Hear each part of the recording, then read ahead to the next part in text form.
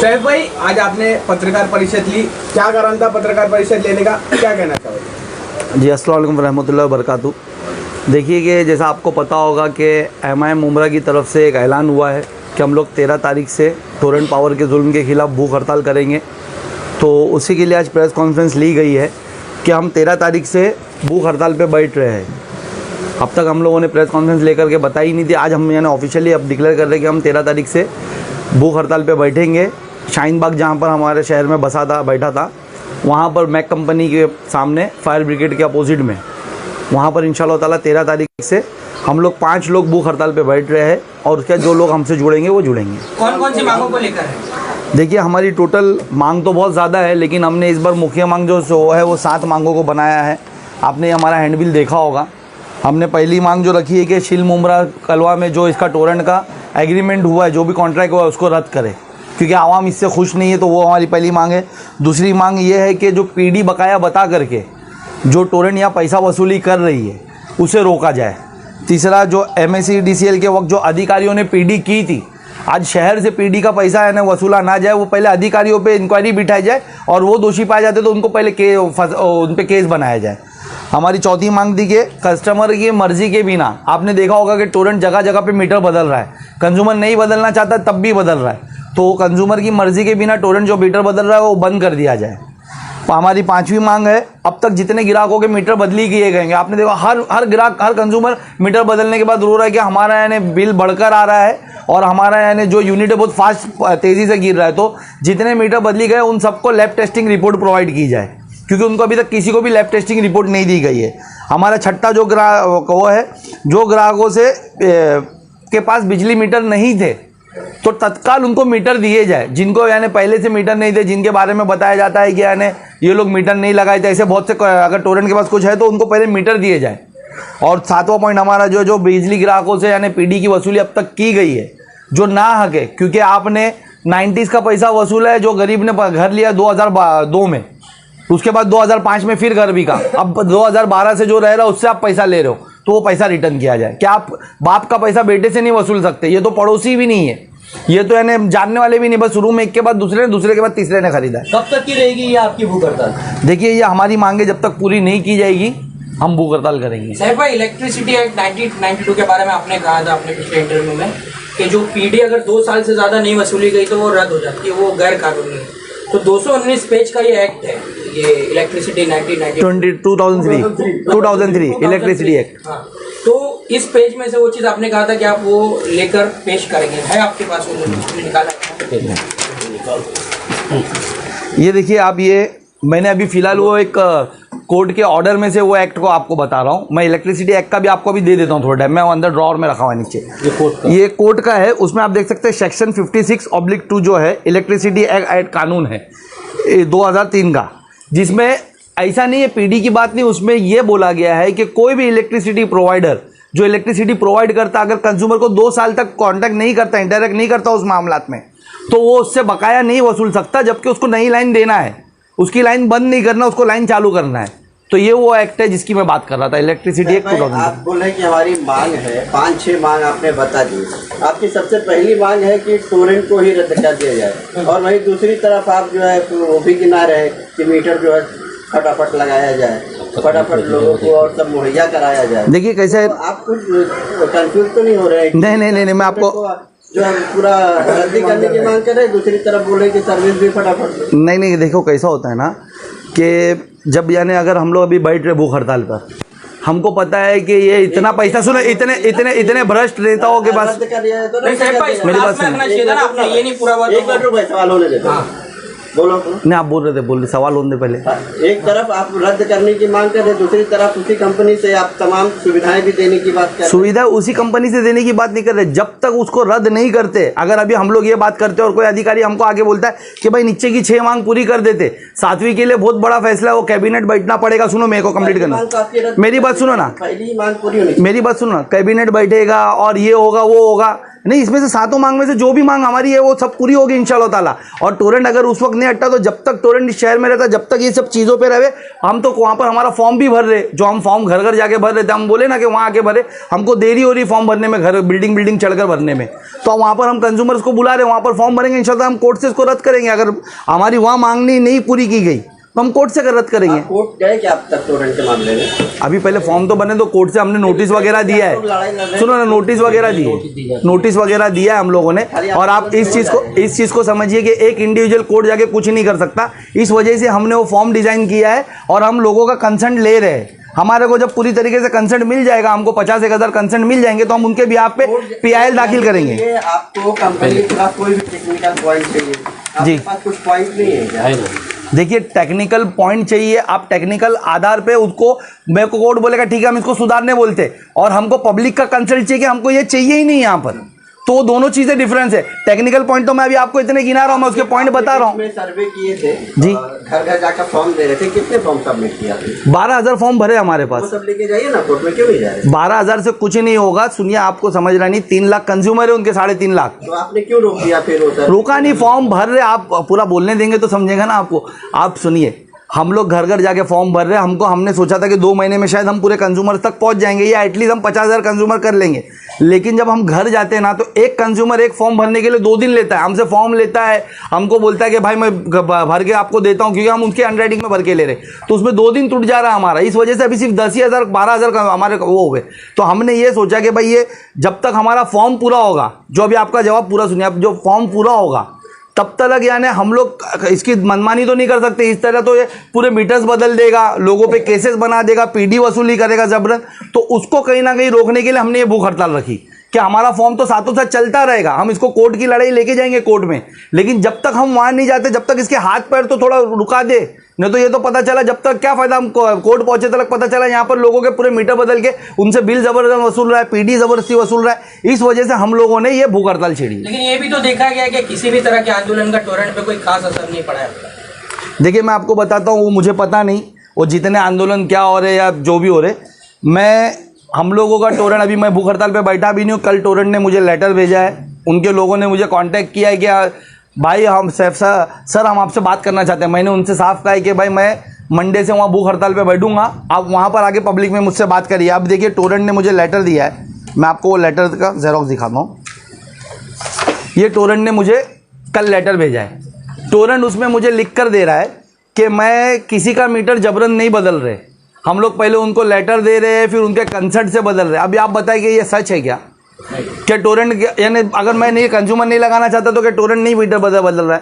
Torrent जबरन metre बदल रहा है, मुझे वो लिख कर दे रहा है। इसके लिए मैं उसको पब्लिक के बीच में बुलाना चाहता हूँ। उसके बाद टोरेंट लिख रहा है PD है, जो PD का पैसा हम लोग वसूल रहे वो हम बराबर वसूल रहे। आप मुझे बताओ, मेरे पास PD की माहिती आगे पड़ी है, जो मैंने लास्ट टाइम भी आपसे बताया था। 1 मिनट, ये मेरे को महावितरण लिख कर देता है। ये देखो, ये महावितरण लिख कर देता है। मेरा भूख हड़ताल बैठने का सबसे मेन रीजन ये है, ये महावितरण से आई माहिती है। वो महावितरण मुझे लिख के देता है 398 करोड़, यानी 400 करोड़ में सिर्फ 2 करोड़ कम, 400 करोड़ ही पकड़िए आप। 400 करोड़ रुपया बकाया बाकी है हमारे पे, सिर्फ उमरा शहर नहीं पूरे उस पे डिवीजन में। उसमें से उसने पहले बाइफरकेट करके जब पूछा तो उसने अभी तक मुझे उसका जवाब नहीं दिया, लेकिन वर्बली मुझे अपने जो अधिकारी थोड़ा बहुत बात कर लेते उनसे पता चला है कि कुछ 350 करोड़ मुमरा पे। तो आप मुझे बताया कि 350 करोड़ के लिए मैं अगर वो फॉर्म भरते तक का इंतजार करूंगा तो कितने लोग आज यानी परेशान है, कितने लोगों पे केसेस बन गए। ये जबरदस्ती का पैसा। अच्छा, 398 करोड़ हुआ कैसे? ये तो करने वाला उनका कोई अधिकारी था। PD तो हमारा कंज्यूमर जाके नहीं कर रहा था ना, PD करने वाला। तो हमारी मांग ये कि PD जिसके कार्यकाल में हुई, जो अधिकारी के, उस पर केस बनाओ, पहले उसकी इंक्वायरी करो कि PD हुई कैसे, इतनी ज़्यादा PD हुई कैसे। क्योंकि मेरे पास एक केस है अभी, मेरे पास यानी आज सुबह में एक केस आया कि 91 का PD उससे मांगने आए टोरेंट वाले। कल बोले कि अगर तुम PD नहीं भरोगे तो हम तुम्हारा यानी मीटर नहीं देंगे तुम्हारे को, जबकि उसका 1991 का PD बता रहे उसको, और उसने घर खरीदा है अभी 2015 में। तो आप बताएं, 91 में जो रहता था, जिसने PD किया, उस वक्त के अधिकारी ने PD करवाया, उसके बाद उसको मीटर क्यों दिया गया? अब ये टोरेंट का मीटर अप्लाई करा कि भाई मेरे को टोरेंट का मीटर दो, तो उसको बोला जा रहा है कि नया घर लेने का कि नहीं, तुम्हारे को यानी वो PD भरना पड़ेगा। तो क्यों भरेगा वो पीडी? 91 का पीडी ये बंदा क्यों भरेगा? सर भाई, ये जो आप लोग भूख हड़ताल पे बैठने जा रहे हैं, क्या पुलिस ने परमिशन दी है आप लोगों को? देखिए, कोई भी आंदोलन की परमिशन नहीं होती है। हमने वहाँ पर उनको इंटीमेट कर दिया है। 1 तारीख से जावेद भाई ने उनको लेटर दिया था कि हम लोग बैठेंगे भूख हड़ताल पे। मैंने यानी 4 दिन पहले उनको लेटर दिया है, ये मेरा लेटर्स है, और मैंने सभी संबंधित विभाग को दिया है कि हम लोग भूख हड़ताल पे जा रहे हैं, इसके खिलाफ हम लोग बैठेंगे। जावेद भाई का लेटर बता, 1 तारीख को जावेद भाई ने लेटर दिया है और सभी विभाग को दिया है। हमने परमिशन मांगी थी पंडाल की, अगर हमको पंडाल की परमिशन नहीं होगी, हमको कोई इश्यू नहीं, हम जमीन पे बैठेंगे। पंडाल का है। इससे पहले भी 3 दिन की भूख हड़ताल आप लोगों के द्वारा की गई थी, तो उस वक्त भूख हड़ताल क्यों खत्म की गई थी? देखिए, उस वक्त हमारी मांगनी पूरी कर दी गई थी, हमको आश्वासन दिया गया था। आपको याद होगा 2019 के जनवरी में, फरवरी के फर्स्ट वीक में टोरंट शहर में आने वाला था। जब हमको मालूम पड़ा, मीम उम्रे करके बैनर पे टोटल 17 लोग बैठे, उसमें से 14 लोग हमारी MIM टीम के थे। हम लोगों ने भूख हड़ताल की। उस वक्त के जो पॉलिसी मेकर थे, इलेक्ट्रिसिटी ऊर्जा मंत्री के, वहाँ से वो पॉलिसी मेकर हमारे पास आए तीसरे दिन। उन्होंने हमसे बात की, हमको आश्वासन दिया कि हम टोरंट को नहीं आने देंगे, और जब भी टोरंट आनी होगी तो हम पहले पब्लिक मीटिंग रखेंगे। आप लोग से पहले पूछा जाएगा, आप या मुमरा के लोगों से पूछा जाएगा, और जो जो विरोध में उनसे पूछा जाएगा, उसके बाद हम लोग यानी टोरंट को आने देंगे। लेकिन हुआ यूँ कि वो थी उस टाइम की जो मौजूदा सरकार थी, उससे आए थे। 2019 में असेंबली इलेक्शन हुए। असेंबली इलेक्शन में सरकार बदली, महाविकास आघाड़ी यानी पावर में आई। वो हमारे यहाँ के जो MLA थे वो उसके मंत्री भी बने, वो सरकार में गए, और उन्होंने कहीं ना कहीं वो सरकार को मैनेज करके रात को टोरंट को रातों रात यहाँ पर 28 फरवरी की रात को 12 बजे टोरंट को शहर में ला दिया। सबको नज़रबंद करके, जितने लोग विरोध में थे, 17 जो हम बैठे थे, हमारे अलावा भी जो एहतजाज कर रहे थे कि टोरंट नहीं आना चाहिए, सबको पुलिस ने घरों पे नज़रबंद करा था। इवन मेरे घर के ऊपर भी छावनी बना के मुझे बाहर नहीं निकलने दिया गया। तो इस तरीके से टोरंट को रातों रात लाया गया। सैफ भाई, आपको क्या लगता है कि आपके जो भूख आंदोलन कर रहे हो आप, तो उससे मुमरा की टोरंट के जो आप बोल रहे हो रद्द करने बोल रहे हो मुमरा में, तो आपको लगता है रद्द होगी आपके भूख आंदोलन से? देखो, ये देश है ना, आंदोलन पे ही बसा है। जो अंग्रेज़ थे ना, वो टोरंट तो उनकी कुछ भी नहीं लगती उनके सामने। लेकिन हमारे जो महात्मा गांधी जी थे, उन्होंने हमको ये मार्ग दिखाया है। उन्होंने इसके ज़रिए, सत्याग्रह के जरिए, ऐसे भूख हड़ताल और ऐसे आंदोलनों के ज़रिए ही उसे यहाँ से खदेड़ के वापस कराए। तो आप लोग क्यों ऐसा सोचते हो कि नहीं होगा? सैफ भाई, परेशानी तो सबकी है, और अभी हाल ही में शमीम खान साहब ने ऐलान किया था कि बड़ा आंदोलन करेंगे, वो जिसको आना है साथ में आ जाए। तो फिर भी अलग आंदोलन की जरूरत क्यों पड़ रही है? देखिए कि परेशानी तो सबकी है ना। मेरी बात सुनिए ना, टोरंट सबकी परेशानी है, लेकिन NCP तो कहीं ना कहीं उसके फेवर में थी। अब जब उनको लग रहा है कि ज़मीन खिसक रही है, तब NCP ये बात करिए आप। और NCP की कौन सी बात का भरोसा करते हो आप? NCP यहाँ पर अभी टोरंट को अपना विरोधक बता रही है। उसी तरीके से वो बोलती थी भाजपा हमारे विरोधक है। अभी नागालैंड में क्या हुआ?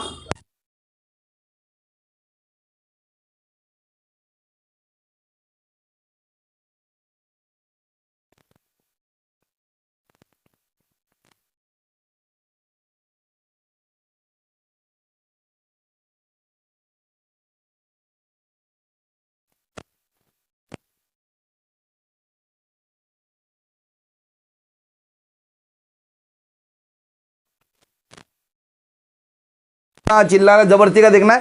ये एकदम क्लीन हमारा जो है भूख हड़ताल होगी, हमारी मांगी जो है सरकार से रखी जाएगी, और हम बैठेंगे वहाँ। और अगर आप लोगों की मांग पूरी नहीं होगी तो आप लोग फिर उसके बाद अगला कदम क्या उठाएंगे? हम भूख हड़ताल तोड़ेंगे नहीं जब तक हमारी मांग पूरी नहीं होती है। हम भूख हड़ताल, बेमुद्दत भूख हड़ताल पे बैठ क्यों रहे?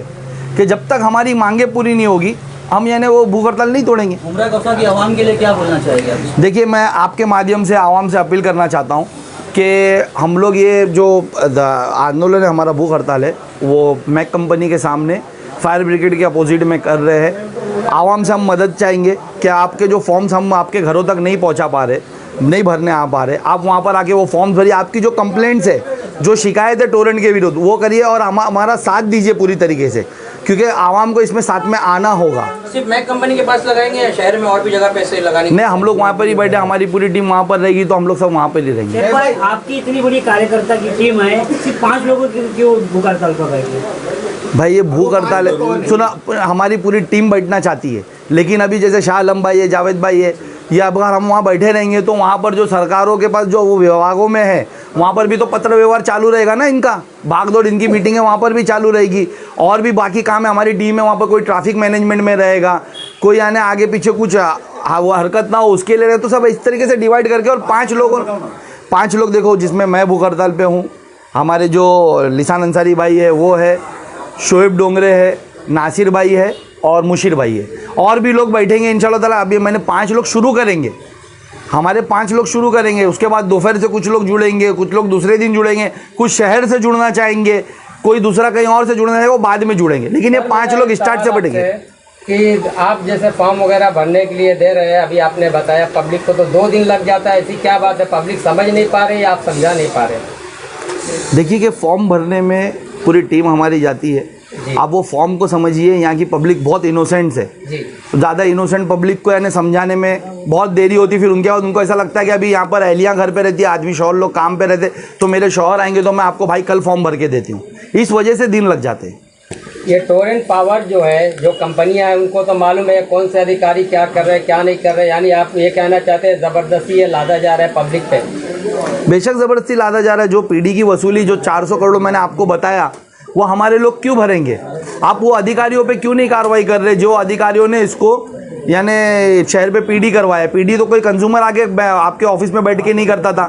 उसके बाद उसको दूसरे मीटर दिए गए, तो उस वक्त क्यों नहीं कार्रवाई? और पीडी, एक सबसे अहम सवाल जो है मेरा, आप इसको समझिए कि पीडी टोरेंट ही क्यों वसूल कर रहा है? अगर 91 का बकाया है तो 2019 तक तो MSEDCL थी, तो MSEDCL ने इस दौरान क्यों ये पैसा वसूलने की कोशिश नहीं करी? क्यों नहीं करी MSEDCL ने? क्योंकि वो जानते थे कि उनके अधिकारी इसमें भ्रष्टाचार कर रहे हैं, इसके लिए नहीं करे। तो अब पीडी थर्ड पार्टी आके क्यों वसूल रही है? आने वाले कल में सर अगर ये पूरी तरीके से देश के अंदर लागू हो जाता है तो इसका क्या नुकसान होएगा पब्लिक का?